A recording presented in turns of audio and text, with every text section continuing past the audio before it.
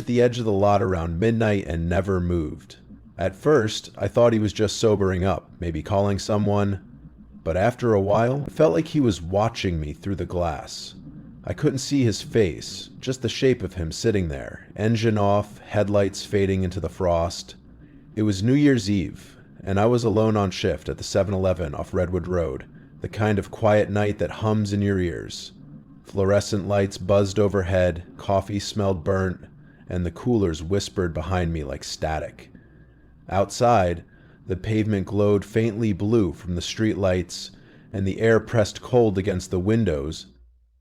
Every sound, the mop sliding across tile, the faint pop of fireworks miles away, felt too loud, like the world had emptied out and left me inside a bubble of noise and glass.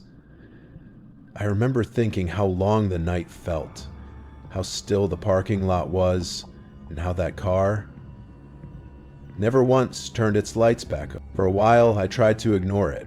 People park in the lot all the time. Truckers, couples arguing, someone needing a place to rest. But the longer I watched that car, the stranger it felt. The engine never came back on. The exhaust stayed still. Every few minutes I glanced up, expecting to see taillights fade into the distance, but it just sat there, perfectly still. After 20 minutes, the windows started to fog from the inside, not evenly, just faint patches like someone breathing close to the glass. I told myself it was just temperature, the cold outside meeting the warm air inside, but something about it didn't feel right. The frost looked uneven, like there was movement behind it that stopped whenever I looked. I tried to keep busy, stocking shelves, rearranging gum packs, anything to make time pass. But every few seconds, I found myself staring back out the window. The hum of the coolers blended with the faint country song on the radio, and for some reason, it made everything feel smaller, tighter. I muttered to myself, probably just sleeping it off. My voice sounded wrong in the empty store. At 12:10, the door opened. A man walked in. Mid-40s maybe, dark jacket, jeans, face pale under the fluorescent lights. He didn't look drunk, just distant. His eyes were bloodshot, like he'd been crying for hours. He went straight to the coffee station, hands shaking so badly he spilled some, but didn't wipe it up. "Happy New Year," I said. He didn't answer. His knuckles were split open, dried blood under his nails. He smelled faintly of alcohol, but stronger of something else. Metallic, like blood mixed with sweat. He paid in cash, fumbling with the bills. His eyes never lifted to mine. Then he turned and walked out without another word. I waited for the sound of his engine. Nothing. The car stayed dark. He just sat there again, head back, perfectly still. The parking lot lights flickered over the hood, and I wiped the fog off the window to see better. Still there, 12:20. I told myself he was tired, maybe just sobering up. But my gut felt tight. No one sits that still for that long. 12:30, I decided to check. It's part of the job, making sure no one's loitering. The second I stepped outside, the cold hit me hard, like it was trying to push me back in.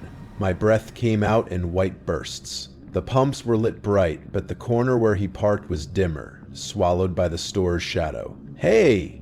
I called out. "Everything okay?" No answer. The gravel crunched under my shoes as I got closer. His head was tilted back, eyes closed, mouth slightly open. He looked asleep. I almost turned to go back inside, until I noticed the back window. It was cracked open about an inch, and from it came a smell. Not gas, not trash, something thicker, sweet, and rotten. I leaned closer. The air was sharp, the smell clinging to it like something spoiled. Through the darkness, I saw what looked like a bundle of clothes in the back seat. But then the light from the pump caught something else. A strand of hair. Long, dark hair shifting slightly with the wind from that open crack. My chest went tight. Maybe it was a wig, I thought. Or a doll. Anything but what my brain was starting to whisper. Then I saw a hand. Pale. Still. Hanging off the edge of the seat. I froze. The world felt soundless. I couldn't move or think. "Hello?" I called softly, then louder. "Hey?" Nothing. My hands were shaking so badly I nearly dropped my phone. I turned on the flashlight and aimed it through the crack. The beam hit her face, eyes wide open, staring blankly. Bruises around her neck, blood dried along her lip. My stomach flipped. I stumbled backward, slipping on the ice, my heart pounding so hard it hurt. I couldn't look away. The smell was stronger now, thick enough to taste. The man in the front seat didn't move. His chest didn't rise. I couldn't tell if he was breathing. I backed away fast, then ran. Inside the store, I slammed the door, locked it, and pressed my back against the counter. The radio kept playing softly, but it sounded warped. Far away, I grabbed the phone and called 911. My voice shook so much I could barely speak. The dispatcher told me to stay inside, that officers were on their way. I hung up and stared through the glass. The car was still there. The lot looked frozen, empty, unreal. My reflection stared back at me from the window, pale and wide-eyed. 5 minutes passed, maybe more. The hum of the coolers seemed louder now, the air heavier. I kept telling myself I'd imagined it, that maybe she wasn't dead. Maybe she was just sleeping, but deep down I already knew. Then as I watched, the man's head turned. Not much, just a slow tilt toward the store. And even through the tinted glass, I knew he was looking right at me. I didn't breathe, didn't blink, just stood there, frozen, while the world outside stayed perfectly still. Then, faintly, I heard it, the sound of sirens growing closer, bouncing off the empty road. But even as the red and blue lights swept across the windows, even as police cars pulled into the lot, I couldn't shake the feeling that he'd been awake the whole time. The rest of that night is a blur. Sirens, flashing lights, voices asking questions I barely heard. They cuffed him right there in the lot. I remember the air smelling like metal and cold coffee and her face. Still, peaceful in a way that didn't belong in this world. They told me I did the right thing, but when I got home, I couldn't close my eyes without seeing hers. A week later, the news said her name was Summer. She'd been trying to leave him. I thought that would bring closure, but it only made her real now. Every time a car parks too long, I feel that same weight pressing on my chest. I still work nights, but I keep the door locked and my phone in my hand. And some nights, when the lot goes quiet, I swear I see that same silver car sitting in the dark, engine off, lights cold, waiting for me to look.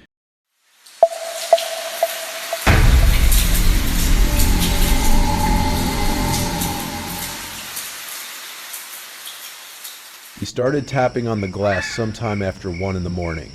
At first I thought it was just the building settling, the kind of small noises you stop noticing after years of working nights. But then came another tap, slower this time, deliberate, like a fingertip testing the window. I used to work nights as the janitor at a small 24-hour gym wedged between a liquor store and a tire shop on the edge of town. The kind of place where the lights buzz louder than the people ever did. By midnight, the street outside always went dead quiet. No cars, no voices, just the faint hum of the vending machine and the steady click of the wall clock. The smell of sweat and lemon cleaner mixed in the air, heavy and familiar. I remember liking that stillness. It made the place feel almost safe. But that night, the air felt heavier than usual, like the whole building was holding its breath, waiting for me to notice what was standing just beyond the glass. At first, I told myself it was nothing, probably the wind or the building settling. But the air was still that night. Too still, the kind of quiet that presses on your chest until you hear your own heartbeat. I stopped mopping and listened. The hum of the soda cooler buzzed behind me, the vent clicked off, and then tap. It was faint, deliberate, and close. I froze. Another came, slower, like a fingertip brushing the glass. I took out my earbud and looked toward the windows. The parking lot was empty, washed in dull orange light. My car sat near the door, but under the far streetlight was a beige pickup truck. It had been there when I arrived, but I hadn't seen anyone get in or out. I stared for a moment, then looked away.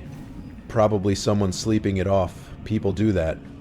Still, something about it made my neck tighten. I went back to mopping, trying to stay busy. The smell of lemon cleaner mixed with the sour tang of sweat. The floor shined, but the shadows looked wrong, too deep in the corners, like they were breathing. When I came around again, I noticed it. A smudge on the glass. Faint, but shaped like a forehead pressed flat. I hadn't seen it earlier. I wiped it away, told myself it was from earlier in the day, but minutes later, another mark appeared. A single line dragged down near the handle. A finger. My chest went tight. I didn't want whoever was out there to know I'd noticed. I moved toward the locker rooms, forcing my breathing to stay even. The hallway lights buzzed overhead. I checked every stall, every corner, telling myself I was being paranoid. When I looked in the mirrors, my own reflection startled me. Too pale, too still. Back near the front desk, the exit sign flickered once. The blinds swayed slightly even though there was no air vent near them. Through a small gap I saw it, a pale oval shape inside the truck's windshield. Face, maybe? But the second I focused, it dropped out of sight. My stomach twisted. Then tap, soft, close. A second followed, lower down, my throat tightened. I stepped backward, eyes fixed on the window. Then out of nowhere, movement. A man walked into view. He wore brown clothes like a delivery uniform, but off somehow, thin, cheap fabric, no logo, no name tag. He held a small box, sealed with uneven tape. He walked straight to the window and leaned in until his face pressed flat against the glass. The skin around his mouth spread wide. His teeth showed in a grin too steady to be real. Tap, one slow finger. I pointed at the sign, closed to non-members after midnight. He didn't blink, didn't move. He just mouthed something. It looked like, "Let me in." My whole body locked. I backed up and picked up the phone. My voice barely worked. "There's a man outside the gym," I told the dispatcher. "He's wearing a fake uniform. He's trying to get in." She asked if he had a weapon. "No, not that I can see." While I talked, he started pacing the windows, dragging his hand along the glass. He looked in through every section, scanning the treadmills, the weights, the hallway.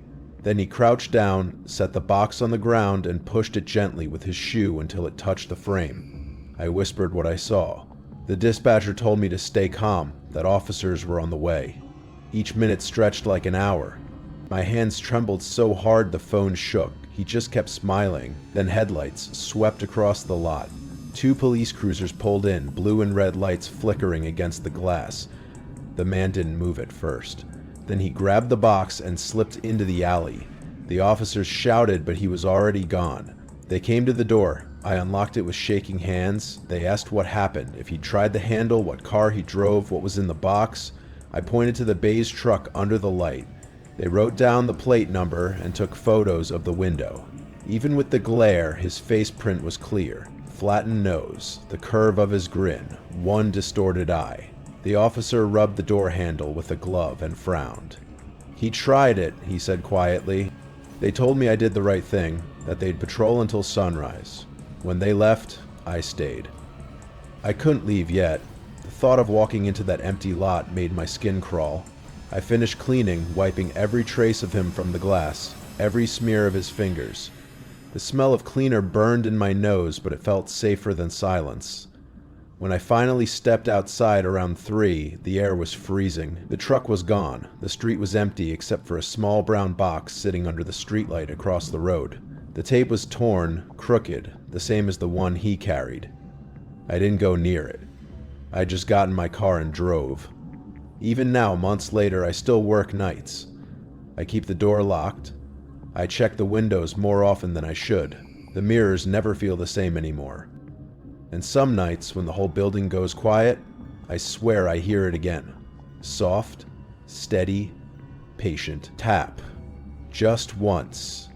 Always at 1:30 a.m. For weeks after that night, I couldn't stop watching the windows even when the gym was loud.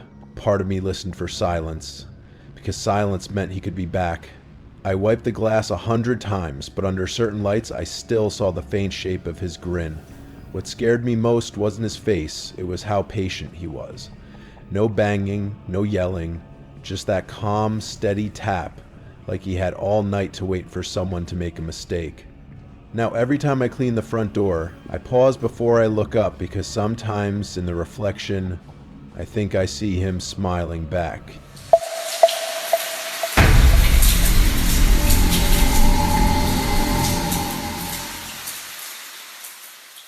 started showing up right after midnight. Same truck, same seat by the window, same smile that never reached his eyes. At first I thought he was just another long-haul driver passing through, but every night, when I clocked out and hit the highway home, his headlights were always there. I used to work nights at a pilot truck stop off I-40 just outside Knoxville. The kind of place that never really sleeps. Buzzing fluorescents, coffee burning on the warmer, the smell of diesel and old fryer oil thick in the air. Most nights were dead quiet, just the hum of the coolers and the occasional truck rumbling in. I liked that silence. It made the hours pass easier. But after the third night of seeing that same rig pull in right before my shift ended, I started realizing he wasn't stopping for fuel. He was waiting. It was the fourth night before I finally learned his name. He walked in just past midnight.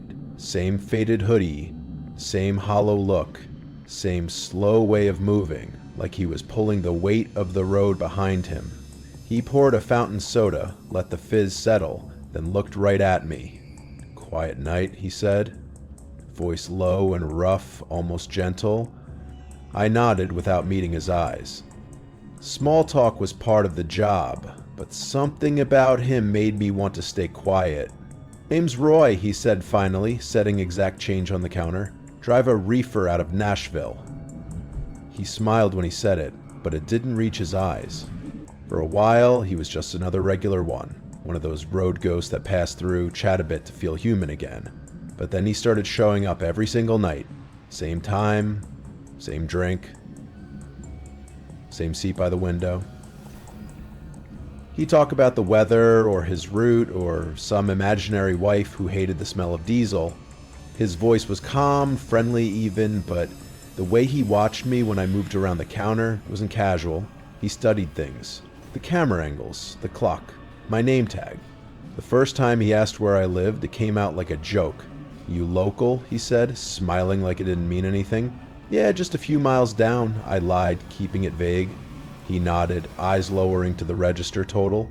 "Good area," he muttered, quiet. I told myself he was just lonely. Most of them were. But when I walked to my car that night, I caught a reflection in my rearview mirror. Headlights. A white Freightliner pulling out of the lot seconds after me. The next night, I parked behind the building, out of sight. Still, when I finished my shift, I saw those same headlights waiting by the on-ramp. I slowed, pretending to check my phone, but they didn't pass, they just idled. I told myself it couldn't be him, too many trucks looked alike, but my gut said otherwise. By the fifth night, I started feeling the dread before he even arrived. The bell above the door would jingle, and my body would tense on instinct. He came in earlier than usual that night, 12:15. Same hoodie. Same crooked pinky when he handed me the cash. But the smell was different now, stronger, sharper, like bleach. He leaned close when I handed him his change. "Saw your car outside," he said casually. "Blue Honda, right? Nice ride." My stomach dropped. I parked in the back, behind the dumpsters. There's no way he could have seen it. "Yeah," I said slowly, pretending it didn't bother me. "Good mileage," he smiled. "Clean. Looks like you take care of it." He grabbed his soda and walked out, but his reflection stayed on the glass longer than it should have, like he was still watching. The next morning when I got home, I couldn't sleep. I kept replaying his voice, that calm, quiet tone. The way he said clean, it wasn't a compliment, it was an observation. By the sixth night, I couldn't do it. I texted my boss and said I was sick. Stayed home, tried to convince myself I was being paranoid, but at 2:13 a.m. my phone buzzed. Unknown number, a voicemail, just static at first, then a voice. Faint, like it was coming from far away. "Hope you feel better," it said. "Drive safe." I didn't sleep after that. When I went back to work 2 nights later, I almost quit on the spot. The second I walked in, I saw his truck parked crooked under the same light by Pump 7. I thought maybe he'd been there all along. When he came inside, he looked different. Tired, eyes bloodshot, beard trimmed unevenly. "Missed you the other night," he said. "Thought you quit." His tone was casual, but his smile felt wrong, stretched too thin. "Under the weather," I said, forcing a laugh. He nodded. "Happens to the best of us." Then he leaned on the counter, close enough for me to smell him. Beneath the bleach was something else. Something metallic. "Heard about that wreck on I-40 last week?" he asked. Blue Honda flipped. The driver walked away. Barely. My throat tightened. I hadn't been in an accident. But he smiled anyway, like he'd hit a nerve. "Scary out there. You drive safe, yeah?" After that, I started parking blocks away and walking in. But he still found something to mention every night. Details he shouldn't know. The way my shift started, how I liked my coffee, even what song was playing on the radio when he entered. It was like he was studying my life in pieces, and each night I gave him less. But the less I said, the longer he stayed. The night he used the side door, I knew it was over. It was around 1 o'clock a.m., and the bell never rang. I was restocking the cooler when I heard footsteps, heavy, deliberate. When I turned, he was just standing there at the end of the aisle, holding a bag of jerky. "Didn't mean to startle you," he said. "Door was open." It wasn't. I always checked it. He smiled. "Found it in the dark." His shirt was damp, like he'd been sweating. His eyes looked different. Bloodshot, wild, desperate. "Couldn't sleep," he said. "Drove all night, thought of you." My heart started pounding, loud enough that I could hear it in my ears. "Me?" I whispered. "Yeah, clean kid, no baggage." His hand twitched near his pocket. I took a step back. "Roy, I should get back to work." He smiled again, smaller now. "You got a good life. Max the dog, blue Honda, quiet street." I froze. He said it like he'd been there, like he'd seen it. I lied. "Moved last month." He tilted his head, eyes narrowing. "That right?" His voice dropped low. "Karen said the same thing before she ran off. Said she needed space. You don't want to be like her." He reached across the counter, fingers brushing mine, cold, clammy. I pulled back. He smiled wider. "Friends help each other," he said. "You'll see." The bell saved me. Another customer came in, a trucker buying gum. Roy's smile faltered. He stepped back, nodded once, and walked out. I watched him cross the lot, his figure swallowed by the glow of his headlights. I locked the door the second he was gone. My hands were shaking so bad I dropped the keys twice. When my shift ended, I waited until the sky turned gray before leaving. My car was parked down the service road, hidden behind a billboard. Still, when I pulled out, I checked every mirror, every turn. A white truck followed for 6 miles before finally veering off toward the interstate. The next day, I got another voicemail. His voice, calm and cheerful. "Hey, it's Roy from Pilot. Just checking in. Drive safe, kid." Then a pause. "Give Max a pat for me." I moved 2 weeks later. Changed jobs, changed numbers, but sometimes when I'm driving home late and a set of headlights appears in my rearview mirror, perfectly distant, perfectly steady, my hands start to shake again. Because I know what it feels like when someone isn't following you by accident. They're just waiting for the right turn. It's been months, but I still can't drive past a truck stop without my stomach tightening.